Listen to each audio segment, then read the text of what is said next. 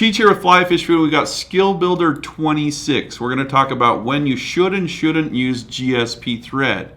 We're going to talk about the aught system versus denier, and we're going to show you how to do awesome humpy wings. That's a big brown. Okay, we're going to talk about GSP. This is a much needed conversation because I hear all the time, I need to tie my flies with GSP because they're going to be so much more durable if I do. And to a certain degree, that could be true. But for the most part, I don't necessarily agree with it. I'm going to talk to you when I like to use GSP versus when I don't. So, first things first, GSP stands for gel spun polyethylene. What that means, it's a scientific term for a material that if you try to wrap it around your fingers and break it, it will cut your fingers off of your body. Okay, that's what it means. Anyway, really, really strong stuff. Do not ever use Kevlar thread anymore. There's no need for it, even if there's a fire. Okay, do not use Kevlar. It's way too bulky, and this stuff's way stronger. So, if it's so strong and so awesome, why don't people use it all the time? Some people do. But you're looking at roughly $5-6 per spool for the same amount that you could get for a normal spool of thread for like $3. So that's a big consideration. If you need to tie a whole bunch of flies that really don't matter if they're tied, super strong thread, it might be overused that way. The other thing is a lot of them have a really hard time keeping dye colors. Okay, so usually I'm using GSP thread when I don't care what color the thread is. It's not a main component of the fly that I want to show through. But the main consideration with GSP is that it's very, very slick. Okay? So if you're tying in streamer materials, say like an articulated hook, and you only use GSP thread, if you didn't reinforce that with super glue a lot, it's probably more prone to pull out of there with GSP than normal thread because of how slick GSP is. Okay, so it is a very, very slick thread, and sometimes it can be hard to tie materials in because of that. And then it's so fine and strong, sometimes it can cut right through foam. Okay, so when do I use GSP? When I'm using deer hair. Okay, if I'm doing a slider, I'm going to use normal thread all the way until I get to the deer hair part. Then I'm going to cut my thread off and put GSP on. Okay. Or if I'm using really, really big flies that I need to put a ton of pressure on, like a golden dorado fly that uses bucktail, I'm going to use GSP on that to yank down on it. So, and then also like tiny Baetis flies when I need a lot of space and a lot of room to work with, I use GSP as well, like the Nano Silk. That's another thing. Nano Silk from Semperfli is a gel spun polyethylene thread. It's the same exact stuff. Okay, so if you only need a few colors, get a white one, get some markers. Now you have all the colors. So anyway, GSP is great for certain things, not great for others. Definitely you should have some on your desk and learn how to use it. More thread talk with Uncle Cheech here, but we need to kind of discuss this one. This is a big one, especially if you're new to the game, or if you see that a lot of the products are changing with how they're described. We're talking about thread here. And I'm not going to get crazy into detail about the naming convention of these or how they came to be or any of that. I'm going to relate this to you as a fly tyer and specifically and simply to make your life easier when you're choosing thread. Okay? So we have two different systems. We have, let's see, where's the biggest one? Here you go. This one says ADOT. It's 8/0. Okay? This one says 12-0, so that's a 12-aught, 14-aught, and so on and so forth. Some threads have a denier size. This is a kind of a shiny one, but it says 140 denier on it and no other markings. Okay, this one says 18-aught and 30 denier on it. So which system do you use? Which system is most universal? And that's what we're going to talk about today. So the most universal system is the denier system. Okay, the aught system, like this spool of thread's a good example. We've got, look, check this out, Renovit pointer scissors. On top of this, it says 136D. Okay, that means this is 136 denier. And this from uni is called a 6/0. Okay, so in their convention, a 6/0 thread aligns itself with 136 denier. Okay, so if we take their same thread in the 8/0, it aligns itself with 72 denier. Okay, however, Semperfli, this is an old spool. They've changed their spools recently to add both, but at first it only said 12/0. Okay, so the 12/0, is that smaller than this 8/0 right here? You know, who's to know? They released some spools that have both the denier rating and the 0 size on it, and that this is an older spool that I've got at my desk. But I know that the 12/0 is 70 denier. Okay, so their 12/0 and the uni 8/0 are roughly exactly the same size. So as you're tying flies, if I had to keep all this straight with the 0 system in my mind and knowing all this, it would be a huge pain in the butt. And trust me, it is. The only reason we do it is because we need to sell this stuff. So the most universal way to choose your thread size is just look at the denier size. That's pretty much standard across the board. Most fly companies will use it now. And you know, the 0 size is just based on whatever manufacturer thinks. Okay, for example, I have a few examples here. This is a Vivus 14/0. Okay, this is a uni 8/0. This is a Semperfli 12/0. And this is a Vivus 70 denier. These are all roughly the same exact size. Okay, because I went by denier size. They're 70, 70, 70, 70. Okay, now Vivus, the way that they do theirs, I think that they're, you know, 14/0, 12/0, and almost to the 10/0 are so similar in denier, I just kind of lump them all together. They're the only ones I don't have exact denier ratings for, but tying wise, their 14/0 is right along lines with everybody else. So if your thread company is only using the 0 size and not the denier size, find out what denier it is, and then you'll be able to find out, you know, universally what you could use if that ever runs out. So here's a good example of a modern spool. A lot of companies are doing this now. It has both the 18/0 and 30 denier on the spool, and this is a spool of nano silk. But they call it 30 denier nano silk. You know, they're up with the times. So if you ever get confused, just know that you can take the 0 system and chuck it out the window and use only denier, and you should be good. There, I said it. We're straight with threads. We're gonna play with deer hair. When I say deer hair, I mean elk. You really could use deer. I mean, you could use a lot of different things for this, but we're gonna show you how to do a split hair wing with elk hair. All the other materials kind of fall behind. I mean, fall in the same category. Calf body hair is a beast to work with, but this is kind of the same way. All right, so we'll just get going. I know there are a lot of ways to tie humpies. Some people are very adamant that a humpy you need to use the hair that you use for the body of the fly for the wings, and I disagree because it makes them look nice and chunky. So I'm going to show you how I like to do it. So the first thing is to select good hair. This is a cow elk patch that has very small black tips. If you can see those on my finger, very minimal black tips on this. I'll show this the other camera. And just like a real nice patch of hair. So the better hair you have, the less frustrating this will be. Grab yourself a hair stacker. This is just kind of a standard one. Whatever hair stacker you like will be just fine. This one's cool. It's Tiemco. It's got a tungsten weight, and it's super, super heavy.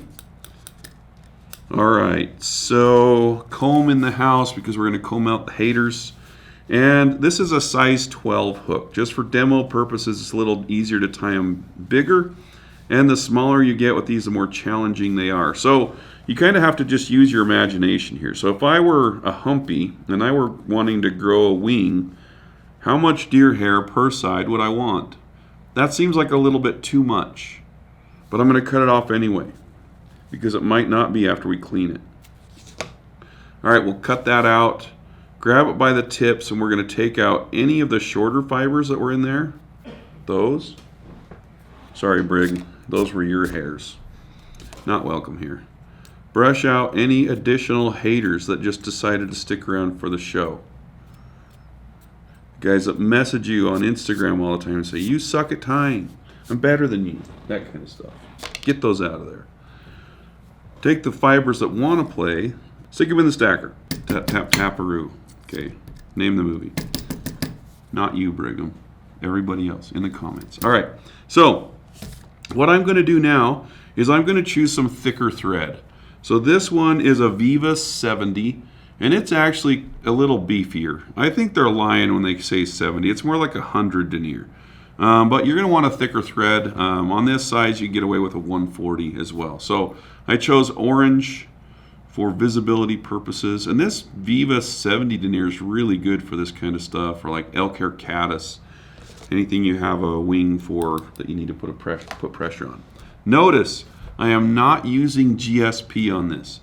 And the reason for that is I need bulk to build up when I wrap around each individual wing. So I find that normal fly tying thread works best. UTC is great for this because it's flat. In fact, I'm going to give this a counterclockwise spin and flatten that out a little bit. So where you tie in the wing is kind of a personal choice, but you're going to want to tie it in about right here where this little bump of thread is, right there. Okay, so I've marked my spot. I'm not going to do much of a bump there. Some people will put a bump. They say it keeps the hair in one spot, but right about like that. A little flat section of thread for that hair to land on. All right. So I'm going to pull the hair out of the stacker like that. We got one more hater that just can't fall in line. And it pulled the others out. If that ever happens, just stick it back in, realign, just enough to get one hair to play, and look how nice and clean that is. Okay. So out it comes, and now I've got it in my left hand, and I'm going to measure the wing. So I'm going to want this wing to be roughly the length of the body. In general, trout flies have wings that are way too short if you're mimicking mayflies, but if they're too long, your fly will tip over, so there's a fine balance. So I'm going to go about the length of the body, about like that. You can see the black tips are right here, right up against the hook. And so I'm just going to move my hand up like this, pinch wrap, and just come down on the other side and cinch that down. See how that flares the hair? That's not a problem at all. We'll go back and recapture those. So I want to not let go of this at all yet. And I'm going to get that exactly where I want it, and then I'm just going to take my scissors and I'm going to come here and cut that off at an angle. Okay, that looks really bad right now, but that's okay. There's a purpose behind this. So my thread slid back a little bit this way, and I just shoved it back up forward. And all I'm going to do now, just double check my location. Too far forward, right there. Cinch it down, and I'm going to come back over these butts. Okay, and I'm going to really lock those down. So you can see now that this is creating a nice little taper in the body because I cut it at an angle. Now I can come in here and trim that up. And the reason why I like to do it that way is because it really locks these down. You can see that the thread was kind of going in between all the different pieces of hair and really getting it locked down. So it looks bad, but like I always say, you can't judge a fly until it's done. And this one's definitely not done. So we're just going to go in here and clean up any haters. And there are definitely cleaner ways to do this. So now we're going to come up here and I'm going to grab all those hairs and I'm going to pull them straight up just like that. And I'll come in behind those, or I guess in front, and I'm going to make a bump of thread here. Just like that. Okay? Now we're starting to look a little bit like a fly. What we've done is we've tied basically a basic comparadun wing. Okay, so once we have it here, we're just going to take half of those on one side, half on the other. Dude, this size 12 fly is thicker than Brigham's mustache. It's a little tiny fly. It's really not that thick, but Anyway, so I'm going to split that in half, and now I'm going to take my thread and I'm going to lightly wrap around that wing. And you can see what I'm doing with my fingers. I'm feathering that thread out with my hands, because if I pull it tight, you see what happened? It just unraveled all that. So I'm going to start wrapping very gently, loose turns, and I can bring my hand in here if I need to. If your wing just will not stay in place, if it's flopping all around, you probably need to do more hair. So once I get this, I'm just going to start wrapping this very lightly out toward the tip just a little bit. But you can see how as I do that, I'm not adding any extra pressure on this. I'll turn this small. So you can see I'm not adding any pressure on this, so it's not flaring the hair. It wants to bunch it up and keep it in a little bunch. Okay? So now I'll do the other one.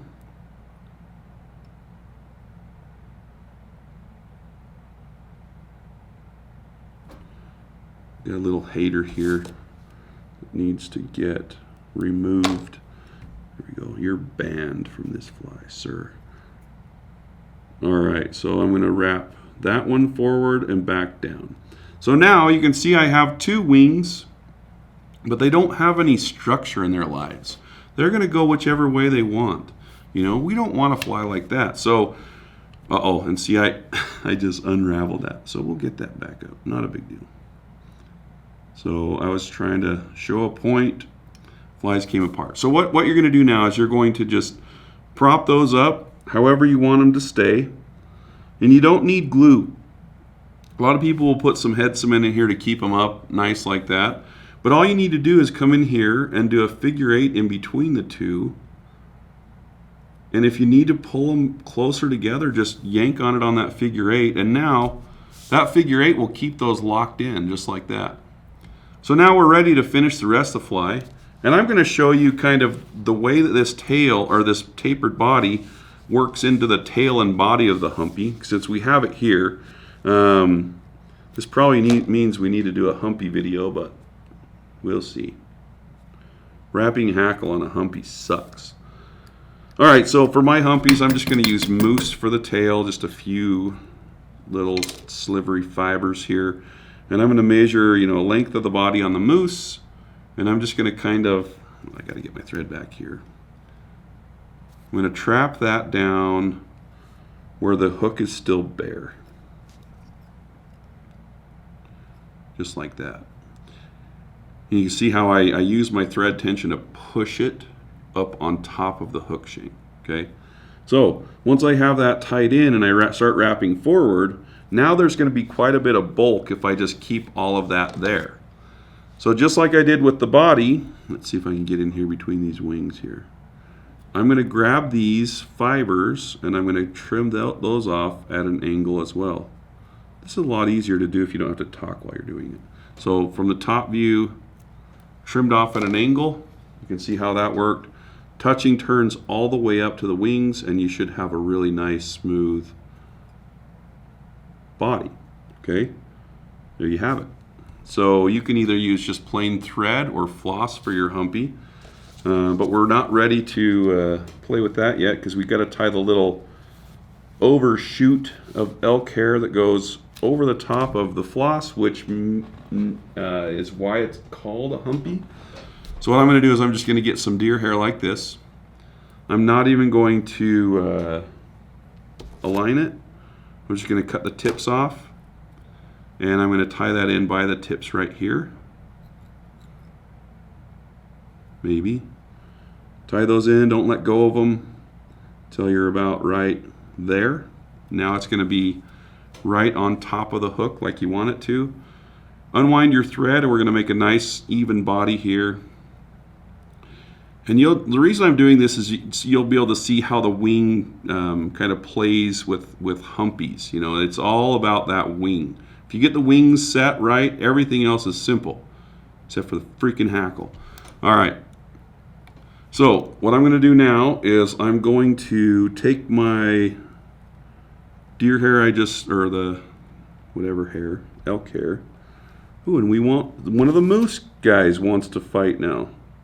Sir, you're gone. Okay, banned for life. So I'm going to take that. one of these little guys is fighting. And we're just going to lay that over the top, cinch that down, okay? So you can kind of wiggle that hair on top, level it out, and, make it all straight in a line if you're, doing a show fly piece for the gram. But this is good enough for me. Anyway, so that is the general idea of the humpy wing. That's the way I like to tie it. Same wing goes for, Royal Wulffs, anything like that with deer, elk, calf body hair, calf tail. That is the general technique for that.